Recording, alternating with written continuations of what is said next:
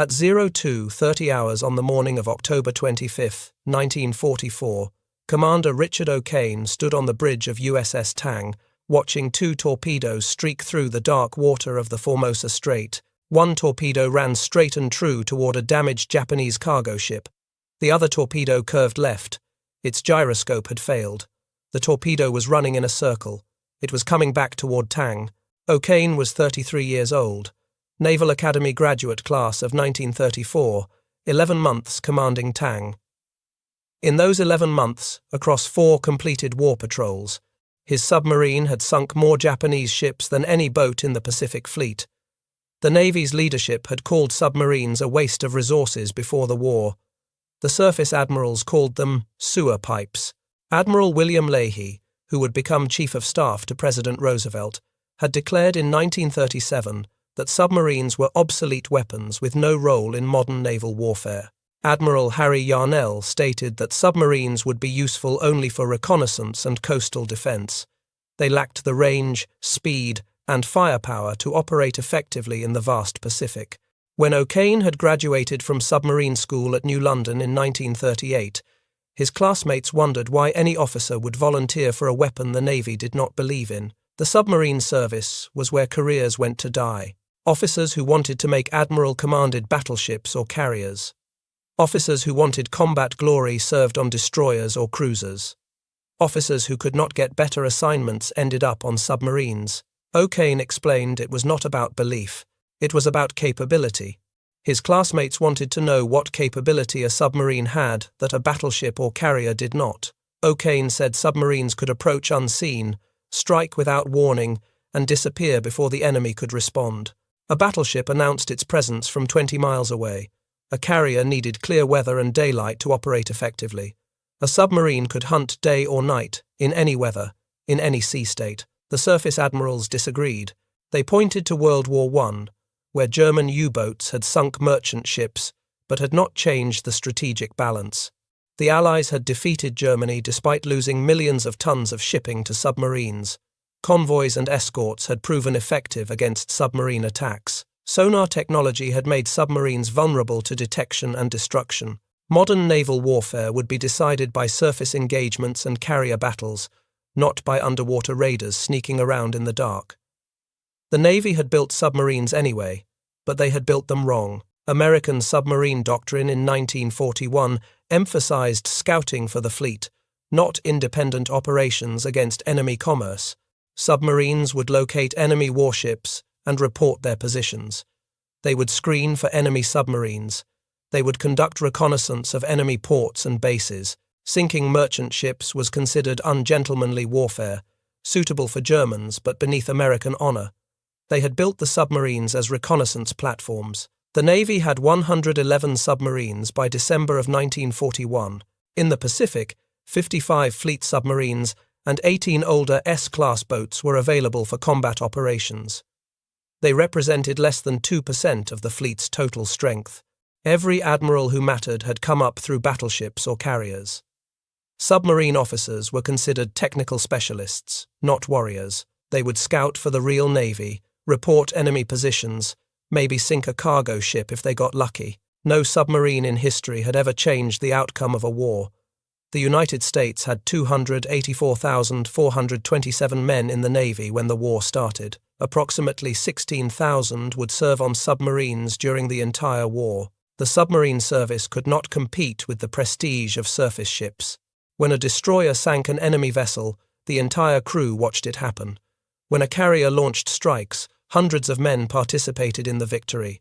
Submarines operated alone, underwater, unseen, no witnesses, no glory, no recognition. O'Kane had requested submarine duty anyway. He believed the next war would be won by stealth and surprise, not by brute force.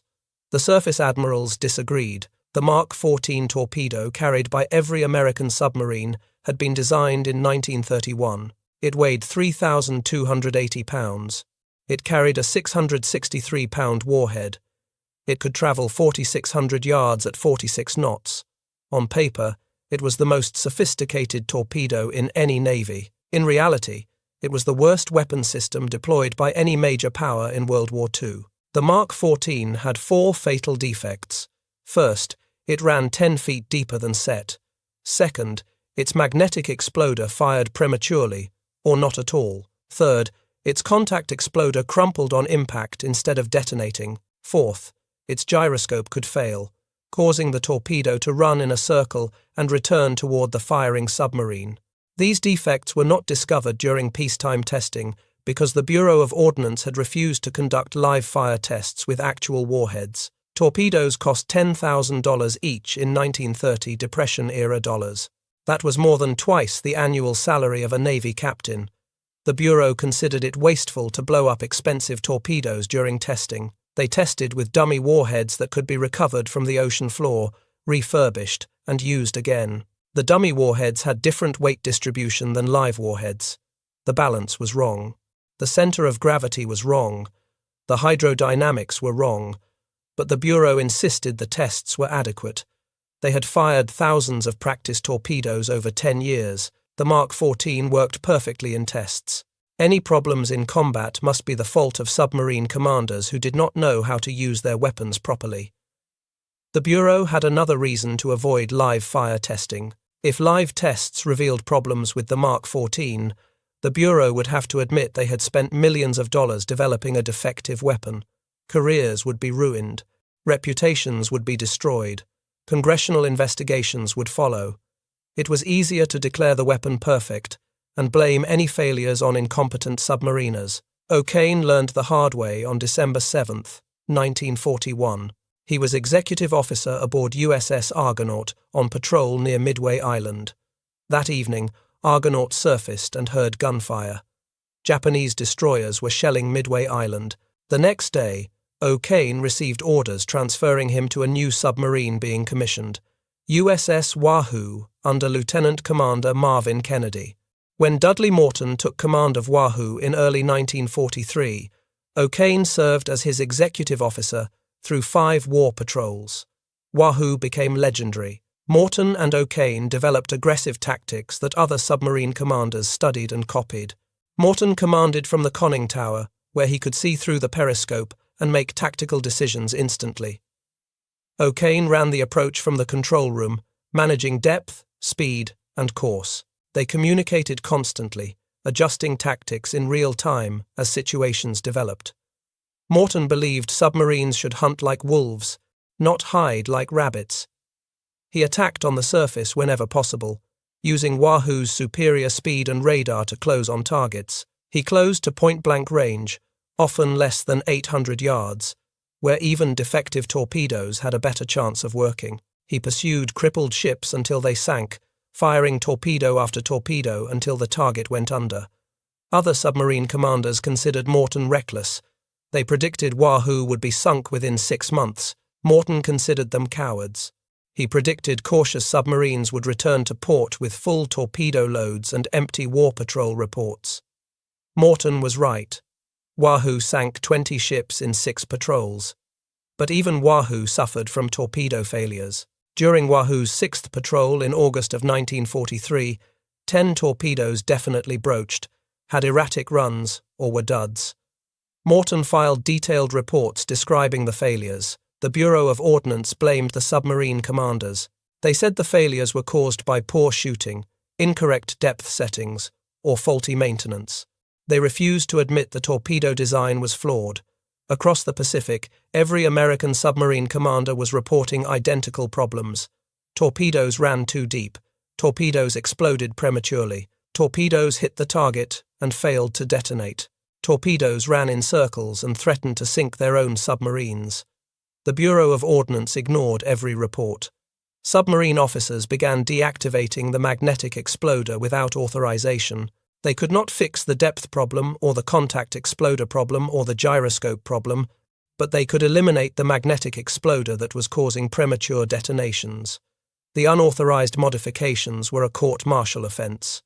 Officers did it anyway. If you want to see how O'Kane and the submarine force overcame defective weapons, a hostile bureaucracy, and the Navy's institutional contempt to sink 30% of Japan's fleet, please hit that like button.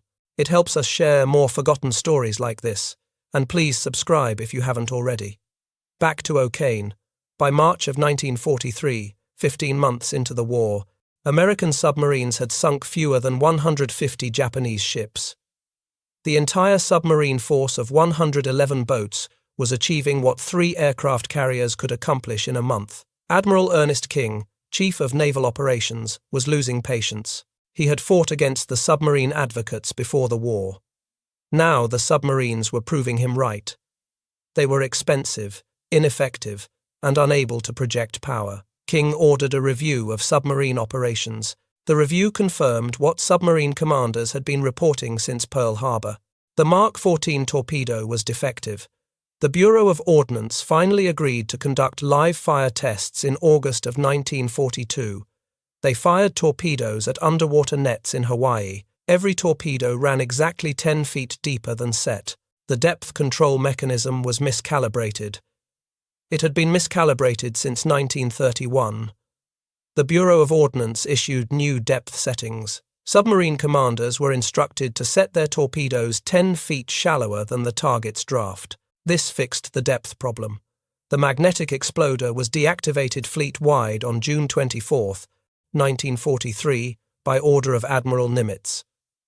Commanders in the Southwest Pacific, under Admiral Christie, resisted until December of 1943. This fixed the premature detonation problem. The contact exploder remained defective. It required a direct perpendicular hit to function. Any oblique angle caused the firing pin to crumple instead of striking the primer. Submarine commanders discovered the fix through combat experience. USS Tainosa attacked the Japanese tanker Tonan Maru No. 3 on July 24, 1943. Commander Lawrence Daspit fired 15 torpedoes. 4 hit and exploded. 9 hit at perfect 90-degree angles and failed to detonate. Every dud struck at the ideal angle with perfect technique. The problem was not the shooting. The problem was the torpedo. Daspit saved his last torpedo and brought it back to Pearl Harbor for examination. Engineers discovered the contact exploder's firing pin was too weak. They redesigned it with a heavier, stiffer pin. The first corrected torpedoes shipped to the fleet on September 30, 1943, aboard USS Barb. By late September of 1943, 21 months after Pearl Harbor, American submarines finally had a functional torpedo. O'Kane took command of USS Tang in October of 1943. Tang was a Balao-class submarine, 311 feet 6 inches long, 27 feet 2 inches in beam, displacing 2,424 tons submerged. She carried 24 torpedoes, 1 5-inch deck gun, and a crew of 87 men for her final patrol. Tang could dive to 400 feet, deeper than any previous American submarine. This depth capability was critical for survival. Japanese depth charges were set to explode at specific depths. Most escorts set depth charges for 150 to 200 feet, assuming submarines could not dive deeper. Tang could go twice that deep. When depth charges exploded at 200 feet, Tang would be at 400 feet, far enough away that the pressure waves were survivable. But 400 feet created its own challenges. The water pressure at that depth was 180 pounds per square inch, 12 times normal atmospheric pressure. Tang's pressure hull was designed to withstand that pressure, but it groaned and creaked under the strain. Rivets popped, seals leaked. Men could hear the hull flexing as pressure increased. It sounded like the submarine was being crushed. New crew members panicked the first time they heard it. Experienced crew members knew it was normal, but it never stopped being frightening. Life aboard Tang during war patrols was uncomfortable and dangerous even without enemy contact. 87 men lived in a space designed for 66. Men hot-bunked, sleeping in the same bunk in shifts. The submarine was never quiet. Machinery ran constantly.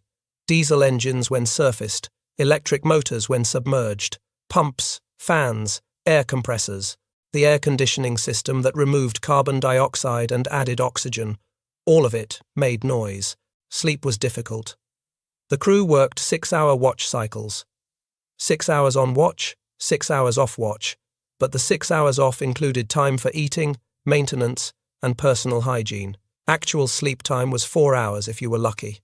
Showers were limited to once per week, 30 seconds of water. Fresh water was precious. The submarine carried only enough for drinking, cooking, and essential hygiene. Everything else used seawater. Food was good for the first week of patrol, while fresh provisions lasted. Eggs, milk, bread, fresh vegetables.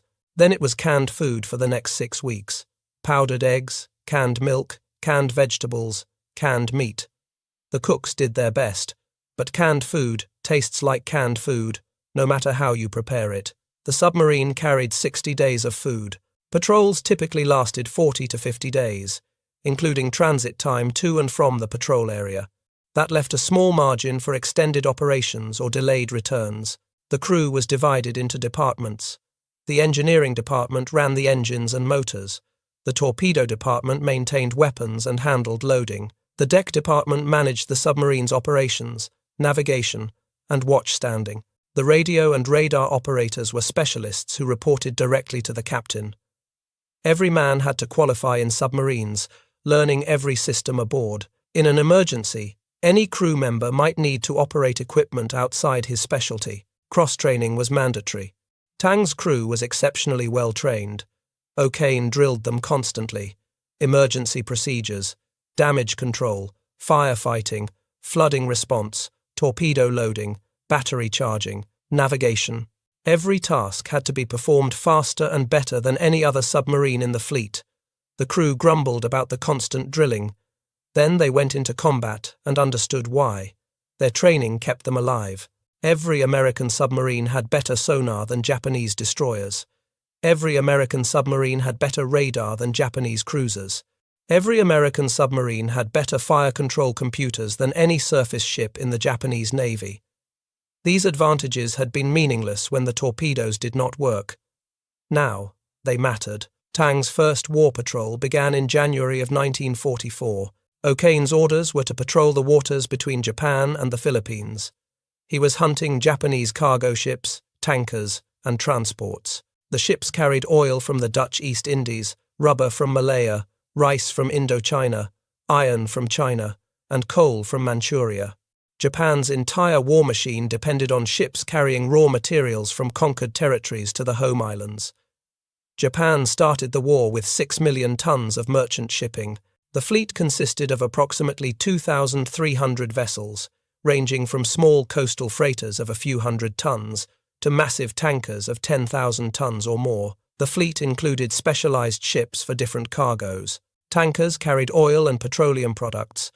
Their hulls were divided into compartments that could carry different grades of crude oil, refined gasoline, diesel fuel, or heavy bunker oil. Ore carriers transported iron ore, coal, and other minerals. Their holds were designed for dense, heavy cargo.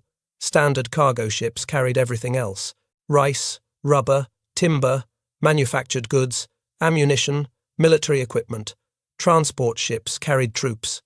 Some were converted passenger liners with proper berthing. Others were cargo ships with troops packed into holds designed for freight. The Japanese merchant fleet operated on predictable routes.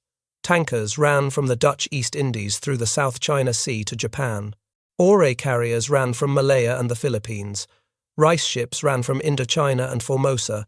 Every route passed through waters where American submarines could operate. American submarine doctrine changed drastically after Pearl Harbor. Pre-war plans called for submarines to attack enemy warships. Sinking battleships and carriers would cripple Japan's offensive capability. But warships were hard to find and harder to sink. They were fast, maneuverable, and heavily escorted. They could fight back.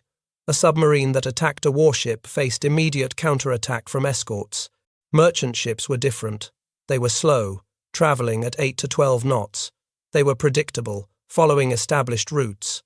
They could not fight back effectively. Most merchant ships had no armament. Some carried a single deck gun or anti-aircraft machine guns. But these were useless against a submarine attack. And merchant ships were everywhere. For every Japanese warship, there were hundreds of merchant ships. American submarine commanders realized they could sink more tonnage by hunting merchants than by hunting warships. Admiral Charles Lockwood, Commander Submarine's Pacific Fleet, authorized unrestricted submarine warfare against Japanese shipping in December 1941. Any Japanese-flagged vessel was a legitimate target. passenger ships, hospital ships clearly marked, and neutral shipping were off-limits. Everything else could be sunk on sight. This was controversial. International law required submarines to surface, stop merchant ships, allow crews to abandon ship, and only then sink the vessel. But Japan had declared it would execute captured submariners as war criminals. Japanese ships refused to stop when challenged. Japanese captains radioed submarine positions to nearby patrol aircraft. Under these conditions, American submarines could not follow peacetime prize rules. They attacked, submerged, without warning, and disappeared before anyone could respond. The Japanese called this barbaric. The Americans called it war. During Tang's first patrol, O'Kane sank 5 Japanese ships in 17 days. Total tonnage, 13,000 tons. He returned to Pearl Harbor with 0 torpedoes remaining and 17 Japanese sailors he had pulled from the water after their ship sank. The prisoners were valuable intelligence assets. They provided detailed information about Japanese convoy routes, escort tactics, and radar capabilities. O'Kane's second patrol began in April of 1944. He sank 4 ships, third patrol in June, 6 ships, fourth patrol in August, 10 ships. By September of 1944, Tang had sunk approximately 25 Japanese ships in 4 patrols. O'Kane had become the most successful submarine commander in the Navy. His tactics were studied at submarine school. His patrol reports were distributed to every boat in the Pacific. Other commanders tried to replicate his methods, but few achieved comparable results. O'Kane's advantage was not luck. It was not superior equipment. Every submarine in the Pacific had the same torpedoes, the same sonar, the same radar. O'Kane's advantage was aggression combined with technical mastery. Most submarine commanders conducted 1 attack per patrol, maybe 2. They would locate a target, maneuver into position, fire torpedoes from maximum range of 4,000 yards or more, and immediately dive deep to evade escorts. This was safe. This was doctrine. This also meant torpedoes had longer travel time, giving targets more opportunity to maneuver. Long-range shots required perfect calculations of target speed, course, and range. Any error meant a miss. O'Kane conducted multiple attacks per patrol, sometimes 4 or 5 engagements in a single week. He closed to minimum range before firing, often less than 1,000 yards, sometimes as close as 800 yards. At that range, torpedoes reached the target in less than 2 minutes. Targets had no time to maneuver. Torpedoes running slightly off course still hit. Even if escorts detected Tang, they could not react quickly enough to prevent the attack. O'Kane attacked at night on the surface whenever possible. Tang's low profile made her nearly invisible in darkness. Her radar could detect targets at 20,000 yards, far beyond visual range. Japanese escorts had primitive radar. They relied on visual spotting and sonar, but sonar could not detect a submarine on the surface. Tang could approach within 1,000 yards of a convoy, fire torpedoes, and disappear into the darkness before Japanese escorts knew where the attack had come from. O'Kane pursued damaged ships until they sank. Most commanders fired a spread of torpedoes, hoped for hits, and then cleared the area. O'Kane stayed and watched. If a ship was damaged but still afloat, he maneuvered for another shot. He fired torpedoes until ships went under, or until Tang had no torpedoes remaining. Japanese escorts expected submarines to fire and run. They searched in the wrong places because they could not believe any submarine commander would be aggressive enough to remain in the attack area. O'Kane also trained his crew to operate faster than any other submarine in the fleet. The Navy's peacetime doctrine for submarines emphasized caution, stealth, and survival. Torpedo reload time was 15 minutes. Fire control solutions took 5 minutes. Dive time from surface to periscope depth was 2 minutes. O'Kane's crew cut those times in half. His crew learned to reload torpedoes in 6 to 8 minutes. His torpedo officer, Lieutenant Junior Grade Frank Springer, could calculate firing solutions faster than the mechanical torpedo data computer. Springer had an intuitive grasp of geometry and relative motion.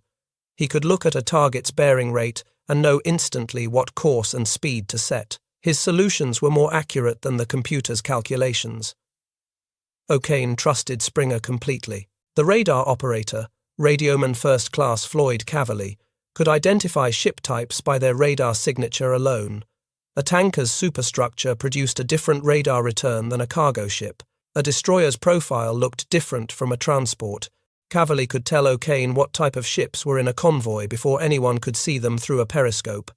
This allowed Tang to prioritize targets. Tankers carried more valuable cargo than cargo ships. Transports packed with troops were priority targets. Cavalli's skill gave Tang a tactical advantage no other submarine possessed. Tang's fifth and final patrol began on September 24, 1944.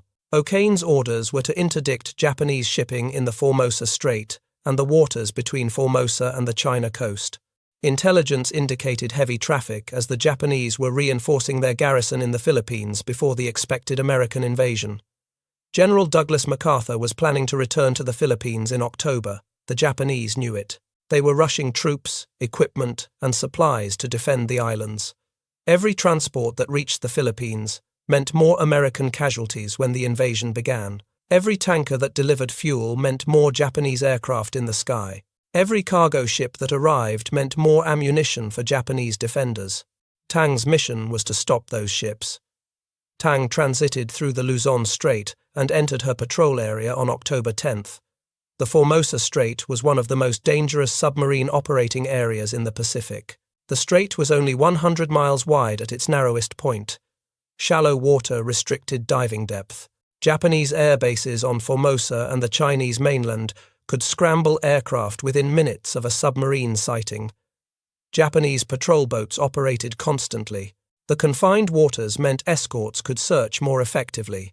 A submarine detected in the Formosa Strait had limited room to maneuver, but the confined waters also meant every Japanese ship heading for the Philippines had to pass through the strait. It was a choke point. Submarines operating there could intercept nearly all traffic heading south. Over the next 2 weeks, Tang stalked Japanese convoys through these dangerous waters. O'Kane employed the aggressive tactics he had perfected over 4 previous patrols. Surface attacks at night when Tang's radar gave her an overwhelming advantage. Close-range firing that gave targets no time to maneuver and escorts no time to react. Relentless pursuit of damaged ships, firing torpedo after torpedo until they sank. Each engagement was carefully planned and ruthlessly executed. O'Kane would detect a convoy on radar at extreme range. He would plot the convoy's course and speed. He would calculate an intercept course that positioned Tang ahead of the convoy, between the convoy and its destination. Then he would wait on the surface, engines quiet, radar watching, until the convoy came within range. Tang sank cargo ships carrying war materials to the Philippines. She sank tankers, hauling fuel oil from the Dutch East Indies. She sank transports packed with troops and equipment. Each sinking meant fewer supplies for Japanese forces defending the Philippines. Each sinking meant fewer American casualties when MacArthur's forces landed. The Japanese escorts hunted Tang with depth charges and sonar after each attack. They dropped patterns of depth charges based on where they thought a submarine might be hiding. Sometimes they guessed right, and charges exploded close enough to shake Tang violently. Light bulbs shattered, equipment broke loose, men were thrown against bulkheads, but Tang always escaped. O'Kane would dive deep, run silent, and wait for the escorts to give up. The crew would sit in darkness, barely breathing, listening to the escort's sonar pinging through the water. Ping, ping, ping. Each ping meant the escorts were still searching. Then the pings would fade. The escorts would give up and rejoin their convoy. O'Kane would wait another 30 minutes to be certain, then surface and resume hunting. By October 24th, Tang had fired most of her torpedoes. She had achieved exceptional results. Modern research credits Tang with 13 ships sunk during this patrol, though the precise number and timing of individual attacks remain subjects of historical debate. O'Kane continued hunting even as his torpedo supply dwindled. On the night of October 24th, 1944, Tang's radar detected a Japanese convoy north of Turnabout Island in the Formosa Strait. O'Kane had only a few torpedoes remaining. He positioned Tang for what would be her final attack. The convoy consisted of several cargo ships and escorts, traveling at slow speed through calm seas. Visibility was good. O'Kane could see the silhouettes of the cargo ships against the night sky. Tang maneuvered into attack position. The crew had executed this maneuver dozens of times. They knew their roles. They trusted their commander. They had survived every previous engagement. At approximately 2300 hours, Tang began her attack run. O'Kane fired multiple torpedoes at the convoy. The torpedoes struck home. Cargo ships exploded and began sinking. Japanese escorts turned toward Tang's position, but Tang had already moved. O'Kane maneuvered to finish off damaged ships with his remaining torpedoes. At 0230 hours on October 25th, Tang fired her last 2 torpedoes at a damaged cargo ship. One torpedo ran straight toward the target. The other torpedo malfunctioned immediately after leaving the tube. Its gyroscope failed. The torpedo curved left in a tight circle. It was running back toward Tang. O'Kane saw the torpedo's phosphorescent wake in the dark water. The wake curved in a perfect arc. It was coming straight at Tang's stern. O'Kane shouted orders, hard right rudder, ahead flank. Tang's engines roared to full power. The submarine began to turn. But Tang was a 311-foot submarine displacing 2,400 tons. She could not turn fast enough. The torpedo hit Tang's stern at 0230 hours. The explosion destroyed the maneuvering room and the after torpedo room. Men died instantly in the blast. The stern flooded immediately. Tang's stern sank. The bow rose out of the water at a steep angle. O'Kane and 8 other men were on the bridge when the torpedo hit. The impact and the sudden angle threw them into the water. Below decks, 78 men were trapped in the flooding submarine. Tang sank stern, first in 180 feet of water north of Turnabout Island in the Formosa Strait. The submarine settled on the bottom. In the forward torpedo room, 9 men prepared to escape using Momsen lungs, emergency breathing devices designed for submarine escapes. The Momsen lung was a rubber bag connected to a breathing tube. It provided oxygen during ascent from a sunken submarine, but 180 feet was deeper than most men had ever attempted an escape. The water pressure at that depth was crushing. The ascent would take several minutes. Men would have to equalize pressure carefully to avoid the bends. If they ascended too quickly, nitrogen bubbles in their blood would kill them. If they ascended too slowly, they would run out of air.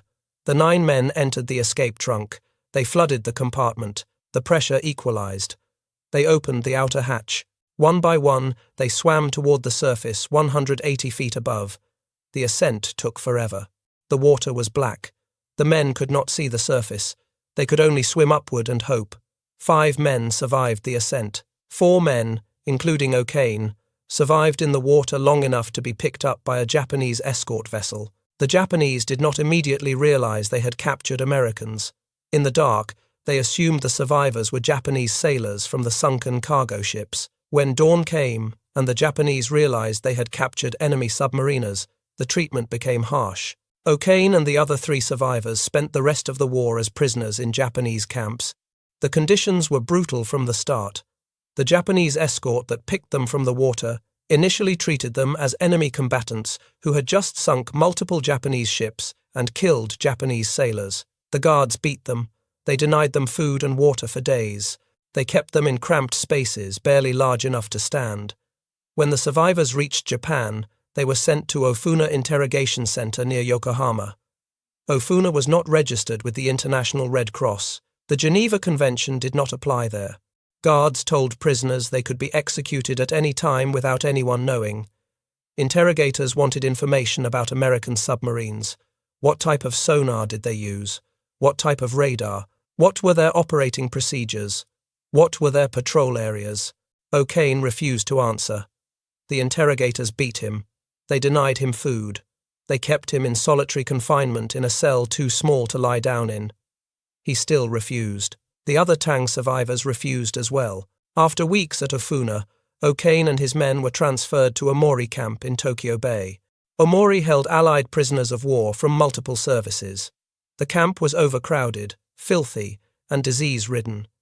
Food consisted of small portions of rice, sometimes with vegetables, rarely with protein. A typical daily ration was 800 calories. That was barely enough to survive, not enough to maintain health.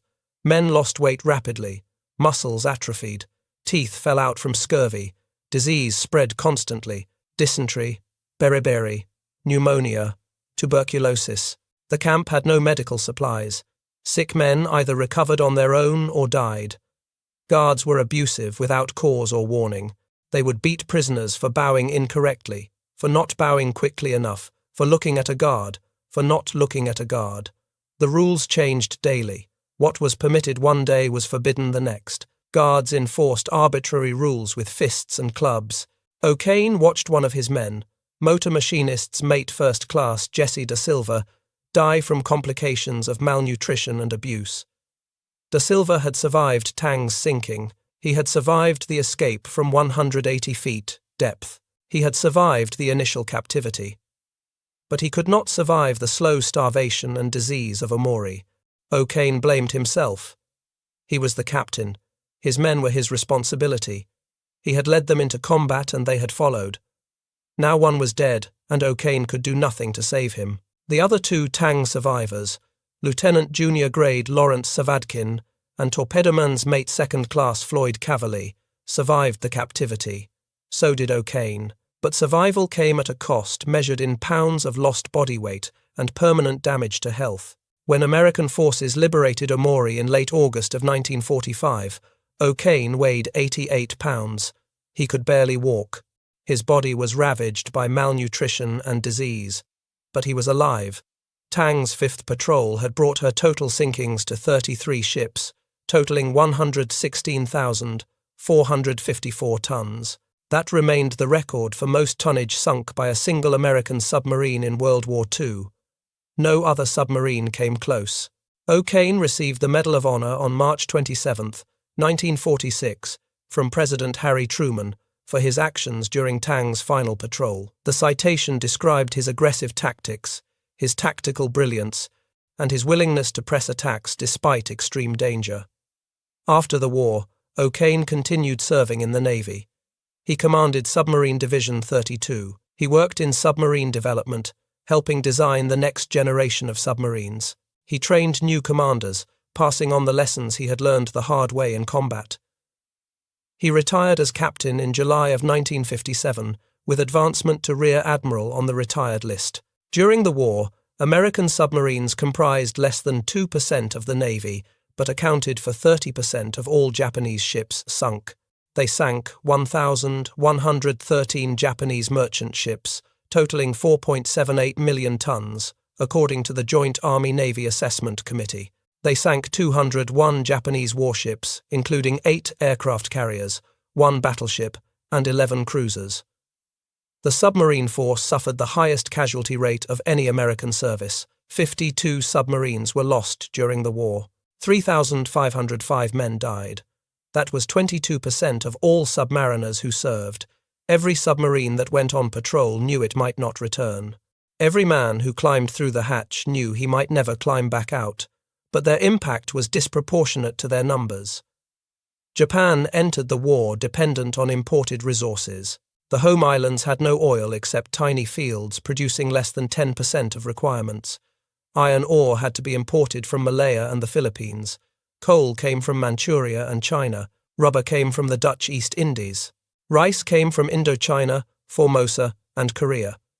Even basic food supplies had to be imported to feed the Japanese population. Every resource needed to sustain the war effort came by ship from conquered territories thousands of miles away. The Japanese economy was designed around this reality. Factories processed raw materials shipped from the empire. Oil refineries processed crude oil shipped from the Dutch East Indies. Steel mills processed iron ore shipped from Malaya. The entire system depended on ships making regular runs between the resource areas and the home islands. American submarines cut those supply lines methodically and ruthlessly. They did not need to sink every ship. They only needed to sink enough ships to reduce imports below the minimum needed to sustain the war economy. For Japan, that minimum was approximately 5 million tons of shipping capacity operating at high efficiency. Sink more than half that capacity, and the Japanese economy would begin to collapse. By 1944, American submarines were sinking Japanese ships faster than Japanese shipyards could replace them. Japan started the war with 6 million tons of merchant shipping.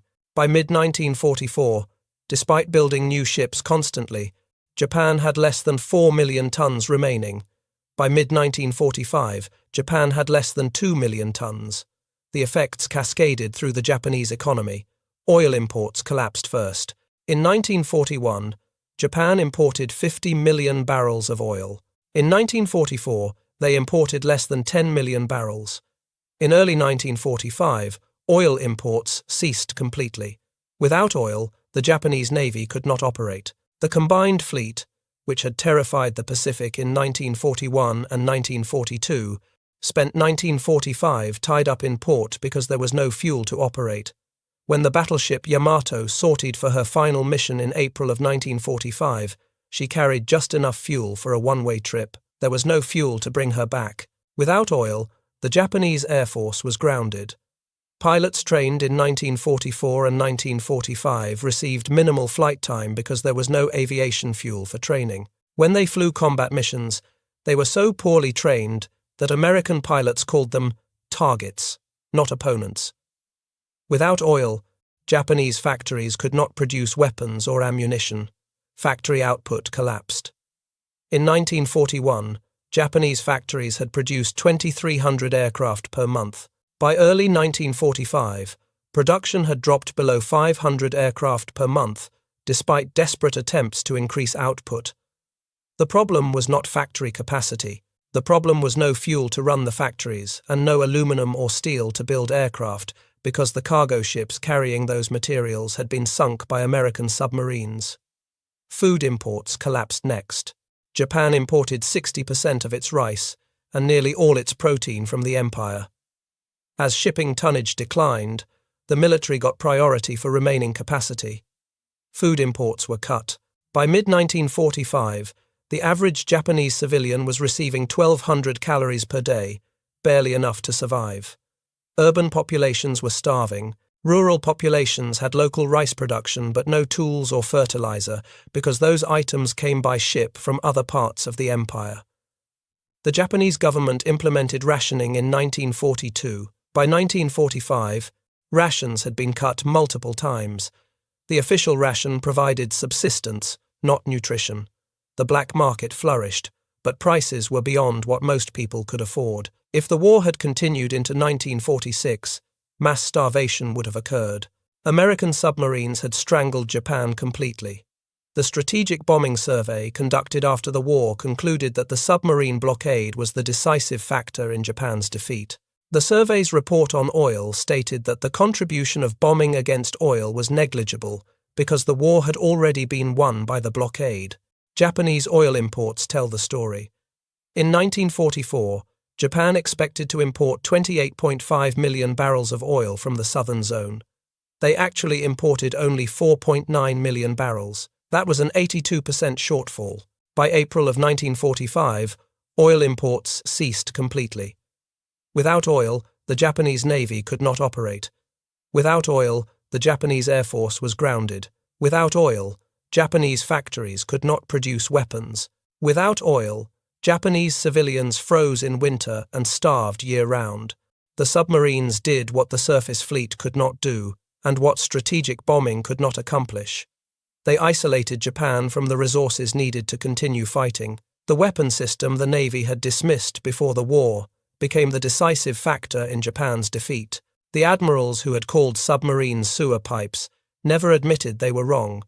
They simply stopped talking about it. The official Navy histories written after the war described submarines as a critical component of the Pacific strategy. The pre-war skepticism was quietly forgotten. Submarine officers who had been considered technical specialists became heroes. Their patrol reports were studied at the Naval War College. Their tactics became doctrine for the next generation of submariners.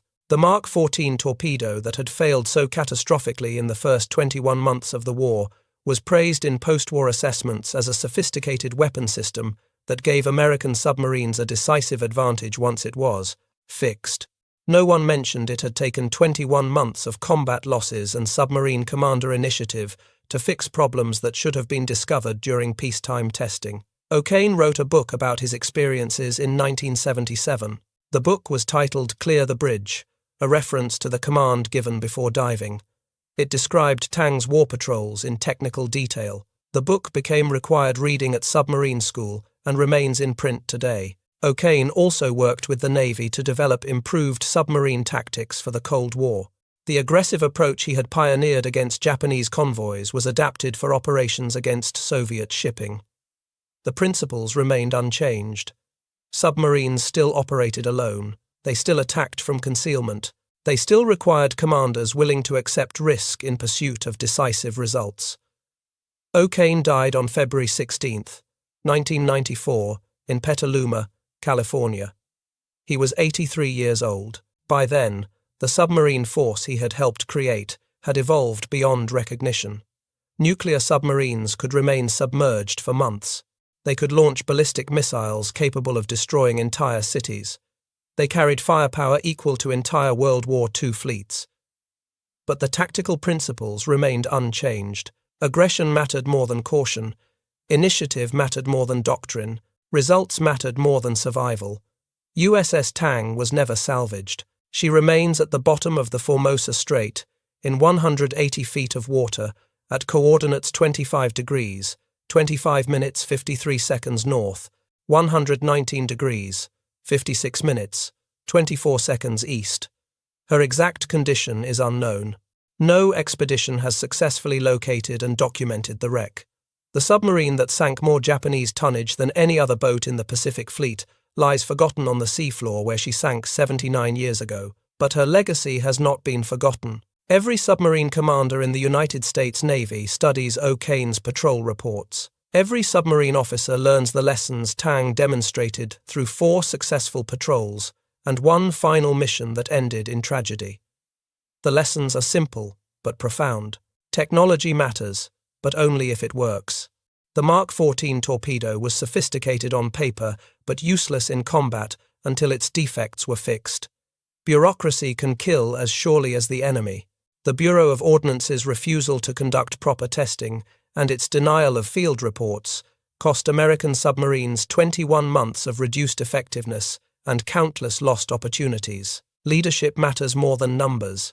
2% of the Navy sank 30% of Japan's fleet because submarine commanders like O'Kane refused to accept peacetime doctrine in wartime conditions. Aggression wins wars. Cautious submarines returned safely to port with full torpedo loads. Aggressive submarines like Tang returned with empty tubes and enemy ships on the bottom. Innovation comes from the bottom up. Submarine commanders deactivated the magnetic exploder without authorization because they knew it did not work. They modified tactics without permission because peacetime doctrine did not fit wartime reality. Sacrifice is the price of victory. 3,505 submariners died so that Japan's supply lines could be cut. They died in flooded compartments, in failed escapes, in prisoner of war camps. They died so that others could live and the war could be won. The 2% of the Navy that sank 30% of Japan's fleet proved something the admirals had refused to believe before the war. Individual ships commanded by exceptional officers could change the strategic balance of power. Submarines were not auxiliary vessels supporting the main fleet. They were independent weapons systems capable of decisive action. The sewer pipes had won the war. If this story moved you the way it moved us, do me a favor. Hit that like button. Every single like tells YouTube to show this story to more people. Hit subscribe and turn on notifications. We are rescuing forgotten stories from dusty archives every single day. Stories about submariners who proved themselves with skill and courage. Real people, real heroism. Drop a comment right now and tell us where you are watching from. Are you watching from the United States, United Kingdom, Canada, or Australia? Our community stretches across the entire world. You are not just a viewer, you are part of keeping these memories alive. Tell us your location. Tell us if someone in your family served on submarines. Just let us know you are here. Thank you for watching, and thank you for making sure Richard O'Kane and the men of USS Tang do not disappear into silence. These men deserve to be remembered, and you are helping make that happen.